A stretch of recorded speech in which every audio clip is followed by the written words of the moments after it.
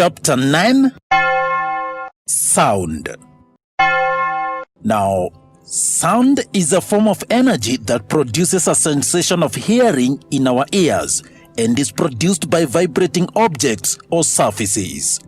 The nature of these vibrations determines the type of sound produced. When a string or wire is tightly tied between two pegs fixed on a wooden box like in guitar and then plugged, it vibrates, producing sound. When a larger surface like a drum is struck, it vibrates and produces sound. And when air is blown in a column like in a flute, it causes vibration of air particles in the tube and thus generates sound. Consider the bell we have just seen. This sound is due to the vibration of the bell's gong. If we suspend a tennis ball on a stand with a string and bring it into slight contact with the bell, when the hammer hits the gong, the ball flickers away from the bell and starts swinging. This is because the bell is vibrating, and it is this vibration that causes the sound of the bell.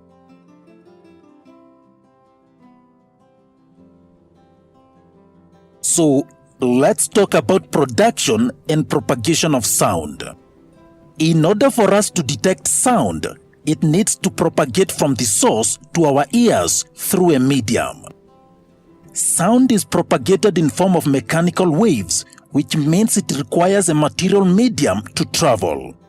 This medium can be solid, liquid, or gas. Suppose you are standing on one side of a brick wall and your friend is on the other side with his ear close to the wall.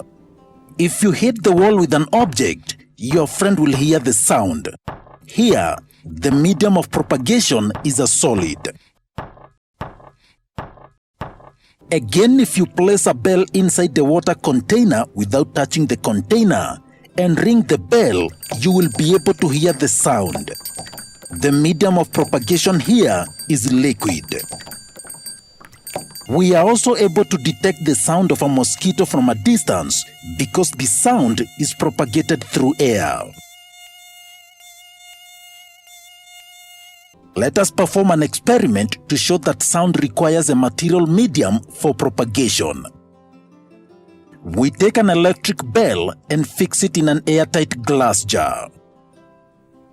The glass jar is connected to a vacuum pump on one end and a power supply with a switch on the other end. On pressing the switch, we hear the bell ringing. Now we suck up all the air in the jar using a vacuum pump. We notice that as air gets depleted in the jar, the sound of the bell gets weaker and weaker. In fact, the sound is not audible at all once all the air is depleted. And this is because the absence of air has created a vacuum inside the jar, meaning there is no medium in the jar now. This confirms that sound needs a material medium to propagate.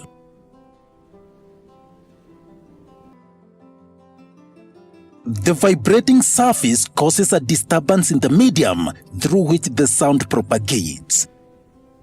Consider this tuning fork with two prongs. Vibrating a tuning fork produces a small audible sound. Vibration involves to and fro motion of the prongs about a fixed point called the mean position. The vibrating prongs push and compress the particles near them when moving towards the outer direction, creating a region of high pressure. In this region of high pressure, the density of air is higher than normal. This region is called compression.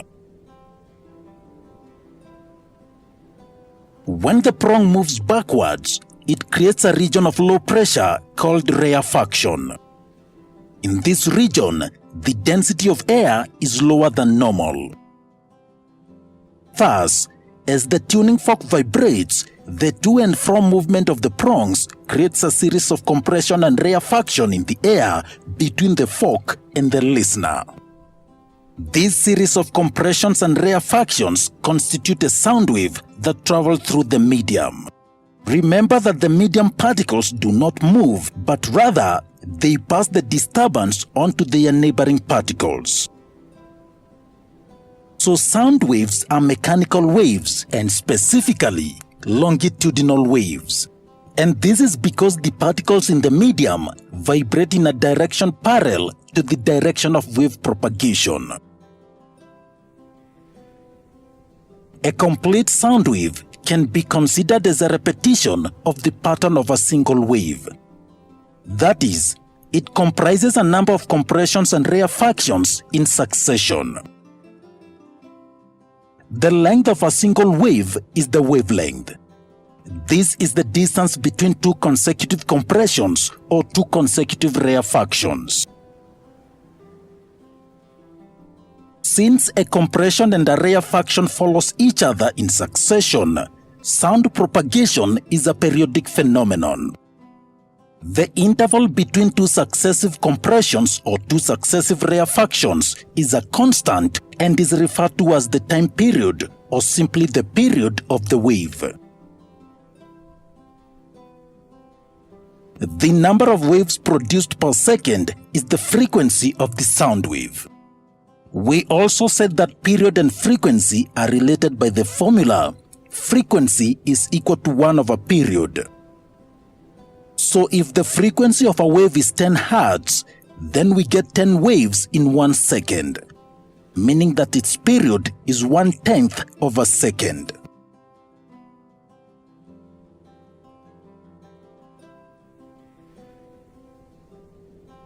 Next, we talk about characteristics of sound. We start with pitch. Now, consider this sound. That one is annoying. Now listen to this one. That's not bad. The difference between these two sounds is something called pitch. It is essentially the interpretation of the frequency of the sound by the brain. Commonly, it's taken as the frequency of the sound. A scream is a high-pitched sound because it has a high frequency. But the cooing of a pigeon is a low-pitched sound because it has a low frequency. The shorter the wavelength, the shorter the frequency, and the higher the pitch of the sound. Simply put, short waves sound high, long waves sound low. Secondly, quality or timbre. Again, listen to this sound.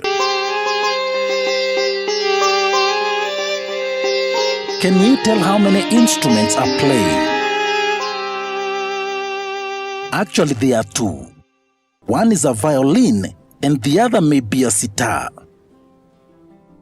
Sound emitted by any source or instrument has a unique characteristic that distinguishes it from other sounds with the same pitch or loudness.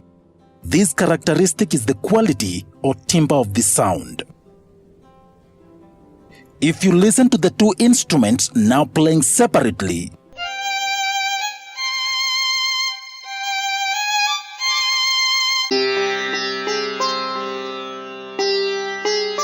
you can make up the difference in quality of both sounds.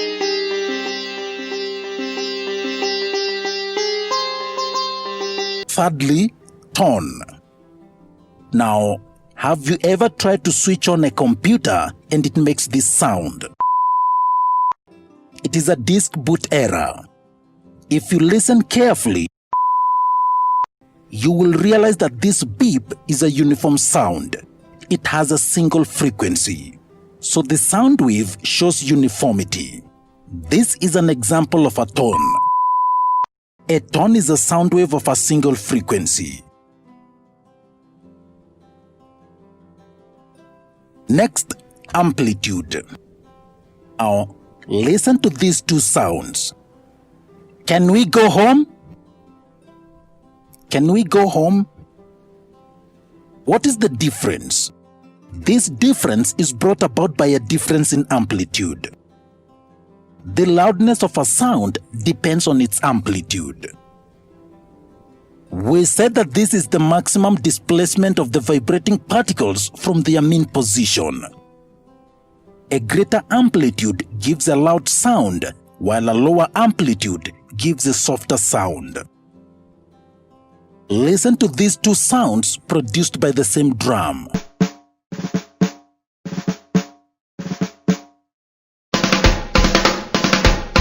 The second sound was louder than the first. This is because the amplitude produced the second time was higher.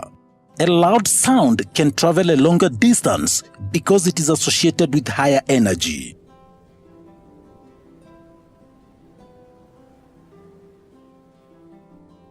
Finally, speed.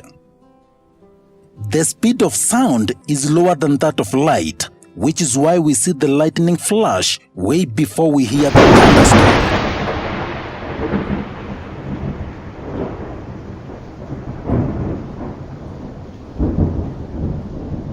Speed is the ratio of distance to time. For a sound wave, the distance is the wavelength lambda and the time is the period t. So the speed of sound wave is the ratio of its wavelength to period. But because period is equal to 1 over frequency, then speed is equal to frequency times wavelength. Now the speed of sound depends on the properties of the medium through which it propagates. Temperature and density of the medium affects the speed of sound most. For example, if the temperature of a gaseous medium like air increases, its density decreases, resulting in an increase in the speed of sound, and vice versa.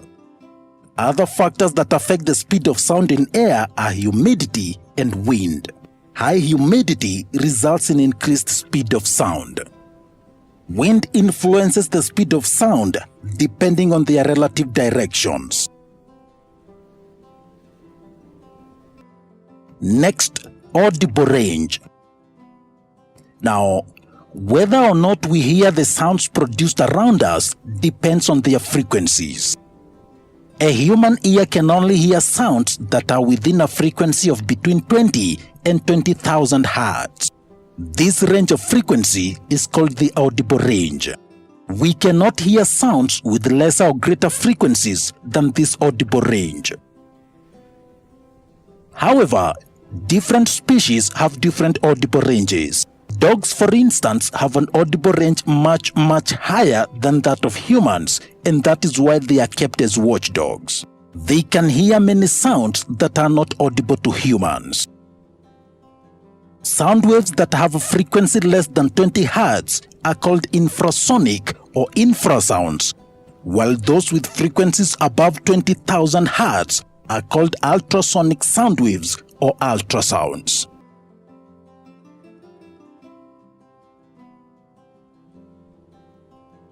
Next, properties of sound waves. We talk about reflection. Now, when a ball is dropped on a hard surface, it bounces back.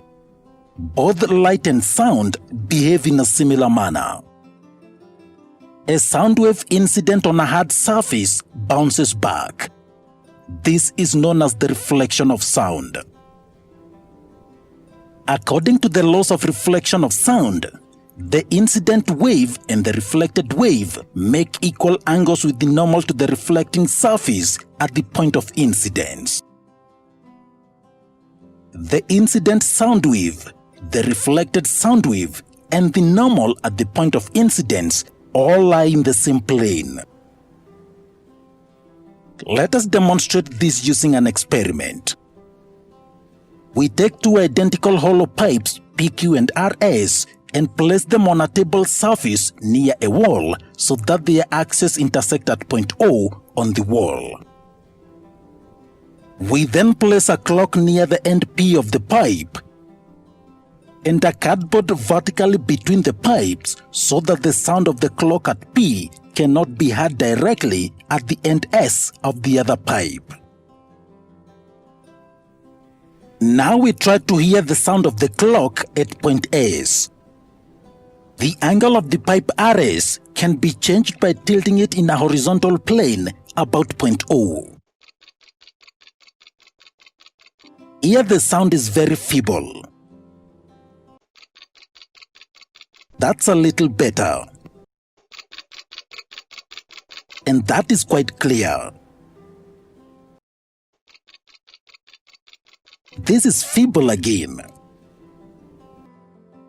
We fixed the pipe RS at an angle where the clarity of the sound is maximum. Now let us measure the angle between the pipe PQ and the normal. This is the incident angle I for the incident sound wave. Then we measure the angle between RS and the normal. This is the angle of reflection of the reflected sound wave. The angle of incidence is equal to the angle of reflection. When the orientation of the pipe RS is changed by tilting it vertically, the audibility of the reflected sound decreases. This is because when tilted vertically, the plane of the reflected sound wave is different from that of the incident sound wave. So only a part of the reflected sound wave passes through RS. This confirms that the incident wave, the reflected wave, and the normal at the point of incidence all lie in the same plane.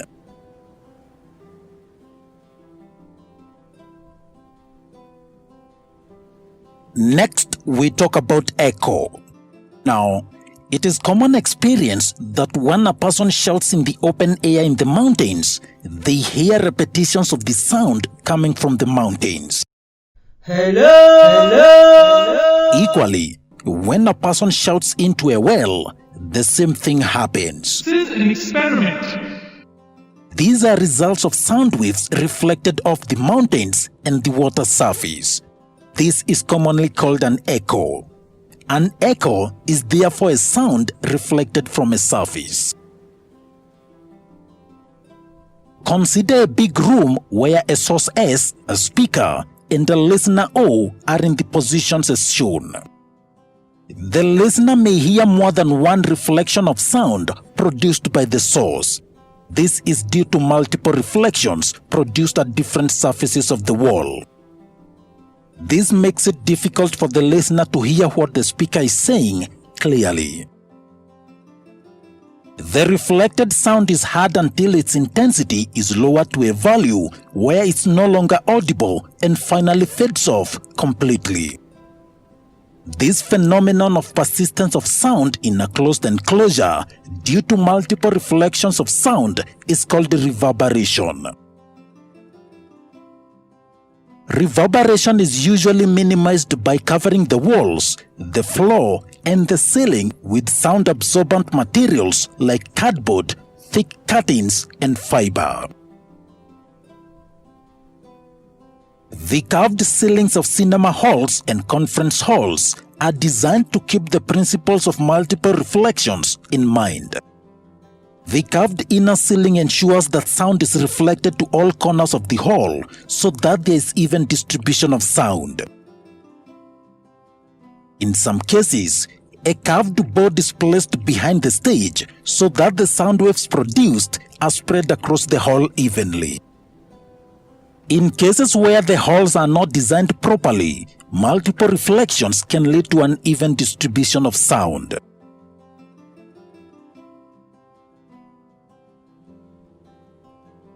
Applications of reflection of sound. First, calculating the speed of sound. Now, consider a person standing a distance d from a cliff. He makes a sound and hears the echo after t seconds. We can calculate the speed of sound. Speed is equal to distance over time. But remember, the sound covered the distance d twice before the man could hear the echo. So speed is equal to 2d over t. For example, a boy standing 200 meters from a wall claps once and hears the echo after 1.2 seconds. Calculate the speed of sound in air. Speed is equal to 2d over t. 2 times 200 over 1.2 gives us 333.33 meters per second.